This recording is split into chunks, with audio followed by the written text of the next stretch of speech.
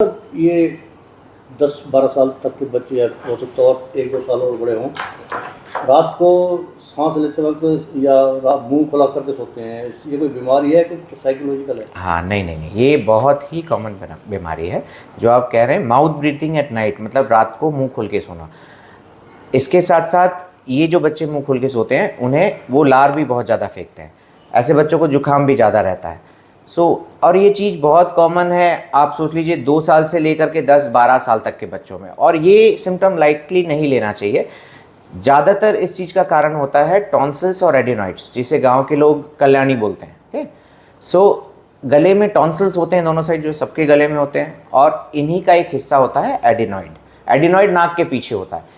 इन सारी चीज़ों का काम होता है छोटे मोटे इन्फेक्शंस को रोकना, एक प्रोटेक्टिव फंक्शन होता है। बट ये फंक्शन तब तक ही होता है जब तक बच्चों को वैक्सीनेशन पूरा नहीं हो गया, यानी 5 ईयर ऑफ एज।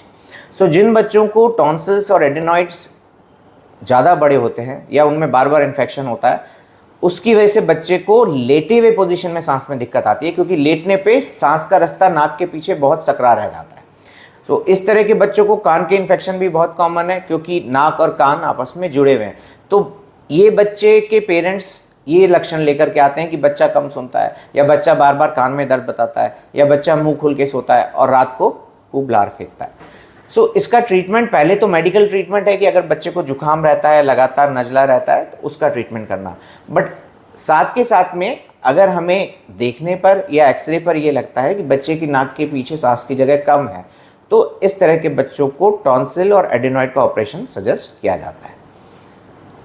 इनफैक्ट ये टॉन्सिलेक्टोमी और एडिनोइडेक्टोमी इस एज ग्रुप में, 5 से 10 साल के एज ग्रुप में कॉमनेस्ट ऑपरेशन है वर्ल्ड ओवर, और कोल्ड कंट्रीज़ में, वेस्टर्न कंट्रीज़ में तो ये बहुत ज़्यादा कॉमन है।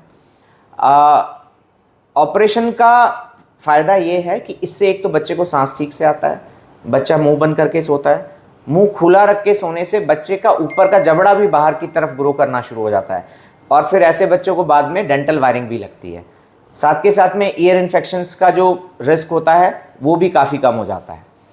इनफैक्ट जिन बच्चों के दोनों कान बहते हैं उन्हें भी टॉन्सिल और एडिनॉइड का ऑपरेशन सजेस्ट किया जाता है, क्योंकि ये एक सोर्स ऑफ इन्फेक्शन है।